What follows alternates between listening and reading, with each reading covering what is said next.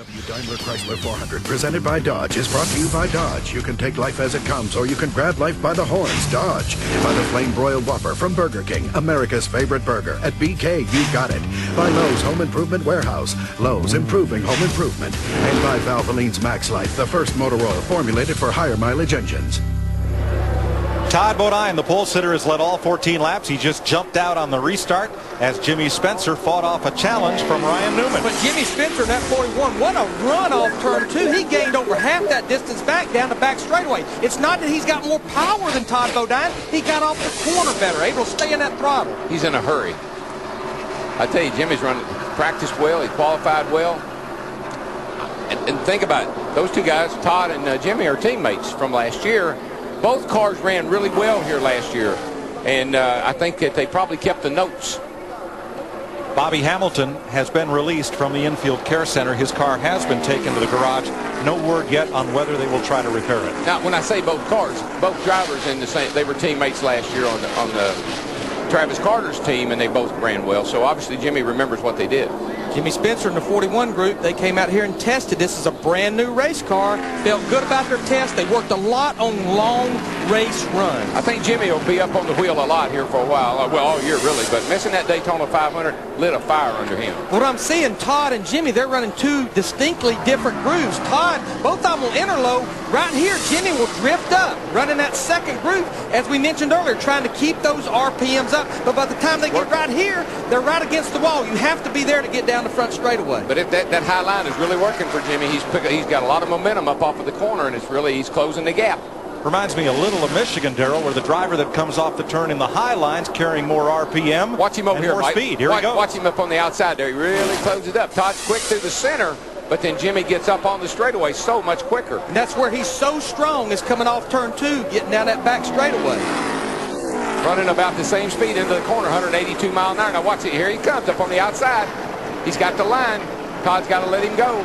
I mean, he was 5, 6, 7 miles an hour faster at the exit of turn 4 right there. That's the reason he was able to complete the pass down the front straightaway. Now, crew chief, what's happening? I'm going to tell Jimmy Spencer, okay. Take care of your stuff, baby. That thing gets you in, take care of it. Told him to take care of his stuff. That's just what I was fixing to tell you. Now, Darrell, why is he telling him to baby it, taking it into the turn? Well, you can overdrive the car, get it sliding. You'll slide the front tires right off the thing. You'll abuse the right front. First thing, push is what you fight. You don't want to abuse that right front. Take care of that baby. Dick Berggren? And Darrell, that's exactly his problem, and that's what he's got to avoid. Todd Bodine has got to push when he picks up the throttle, and the car wants to understeer. He's got to take care of that right front tire. Yeah, what happens too, Mike, is you build up so much air in that tire. You start sliding that right front, digging it in the ground, digging it into the track. It'll just keep shooting that air pressure up and make it worse. Let's have a look back to Spencer's teammate Sterling Marlin, who started 24th and has now climbed to 13th. That car just amazes me. Sterling, I talked to Sterling earlier in the week. I said, why is this car so consistent? Every week, week in and week out, all year long last year, and now this year you're starting the same way, right there in the top 5 all the time. Steve Burns is in his pit. Well, Mike, as you said, he's already picked up 11 positions early in this race. Interesting, though, this is a brand new race car that didn't even test it. Crew Chief Lee McCall made a spring and a shock change this morning to the front end of the car, but it's really moving now. And I'm sure a lot of that, the way Jimmy's running, they probably shared notes, teammates. Hey, what are you doing? Here's what I'm doing. You got a little different right front shock. We'll change it. We want to show you now. We want to look at RPMs, and we want to look at the speed. This is on Jimmy Spencer right here, or this is actually on Sterling Marlin in the 40 car. This is going down the front stretch. Right at 9,188 miles per hour. Now, down in the middle of 1 and 2, it's going to fall back to about 6,600, 140 miles an hour. Now, we'll see it won't quite reach the RPMs or speed on the short back straightaway because it's shorter than the front straightaway. 8,800, about 180 miles an hour. About 300 RPM less back there and about 10 mile an hour slower. But the thing that amazes me, even though you don't reach that top speed at the end of the backstretch, you're able to pick the throttle up because turn 3 and 4 is not as tight as 1 and 2. The RPMs, the low RPMs and speed is the same in 3 and 4. I might say this way. You can drive that car in there just like you do turn 1. But guess what happens? You go right up the track. It won't make the turn. That's a much sharper radius, much sharper entry into turn 3. The law of physics takes over. Something happens to that race car. It says, whoa. A little further back, 21st place. Jeff Gordon being passed by Dale Earnhardt Jr., who's one of those 4 remaining Noble 5 bonus candidates. Inside, he's got one with him, inside. Jeff his car doesn't look all that good right now. He's just kind of hovering around the bottom, almost like he's trying to get out of the way. For more on Earnhardt, Steve Burns.